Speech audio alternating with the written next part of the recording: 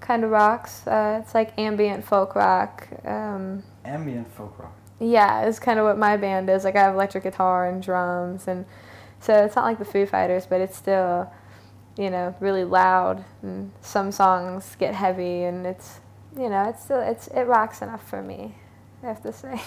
Okay. Yeah, then there was also a beautiful story about you meeting Dan of the Black Keys.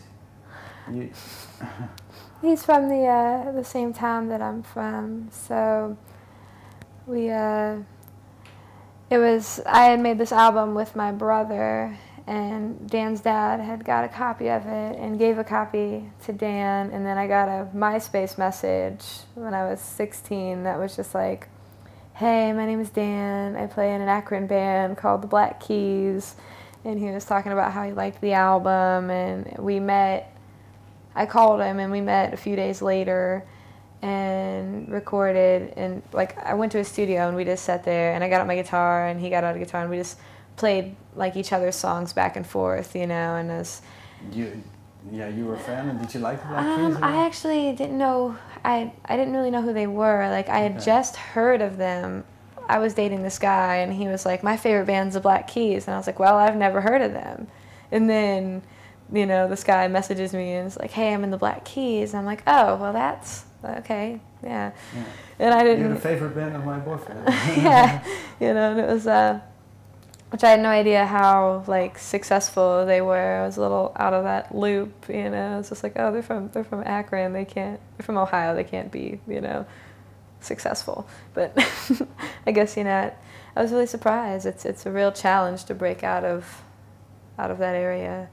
But we hung out and we just recorded each other's songs and did that for a long time, a good 2 years or so, just hanging out, and then decided that we should make an album for me, and use some of those songs and record some new ones, and that's how With Blasphemy So Heartfelt came about. Yeah, did he tell you what specifically he really liked in your music?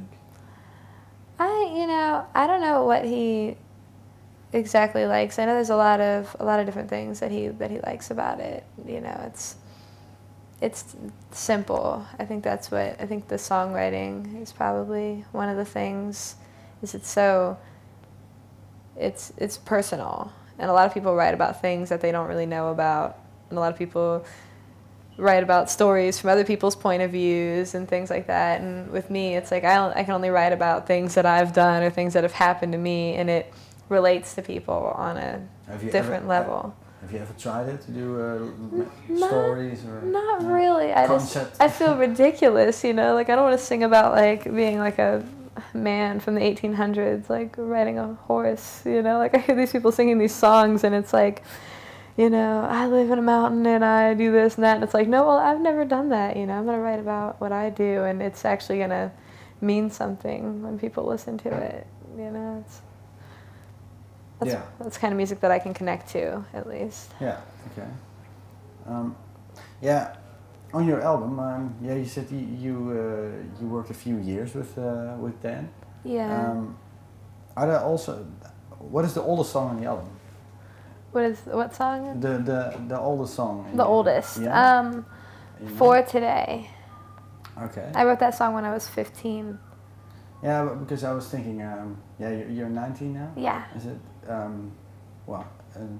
can you still relate to that song yourself? Yes.